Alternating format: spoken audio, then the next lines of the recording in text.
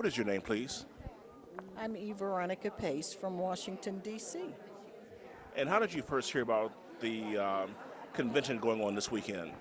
Through through the local chapter in Washington, D.C. of the African American Historical and Genealogical Society, of which I am a life member.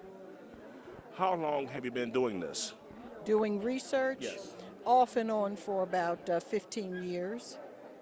And a lot of people I talk to get discouraged. How have you been able to stick with it all this time? Well, you do have highs and lows, but for me, one of the things that I certainly have done and keeps me going are my ancestral ties.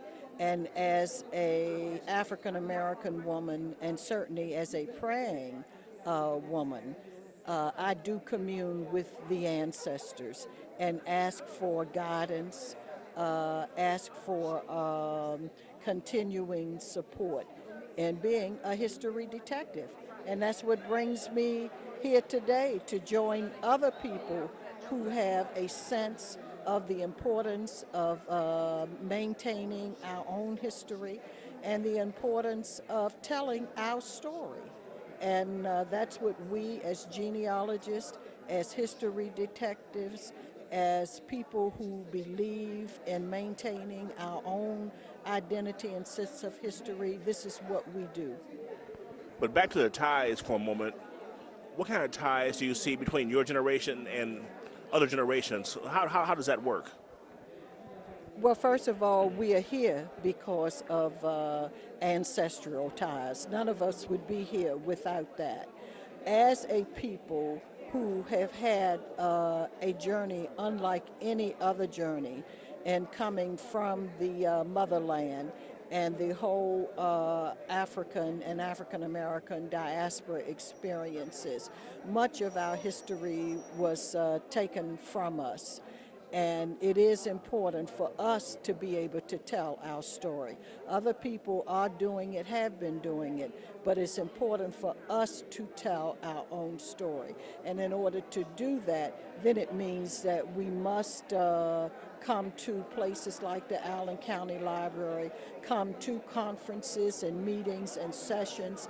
This is history making in and of itself, because this is the very first international Black Genealogy Summit. There are various conferences, meetings, gatherings that go on all year long in various places in the country, in the Caribbean, and beyond. But this is the very first. And as a history detective, I want to also make history. What exactly is a history detective? That person who snoops, who calls out, who seeks, who finds answers, but finds answers in actually going to original sources and doing oral history and documenting the story that we're trying to tell. You know, it's finding information, finding clues, and being able to then apply those clues to secure specific answers as to who we are and what our purpose is in life. We use the past to inform the future. Otherwise, history repeats itself. A lot of people feel that when you start sniffing around, that you may find answers to questions that others don't want you to know the answers to.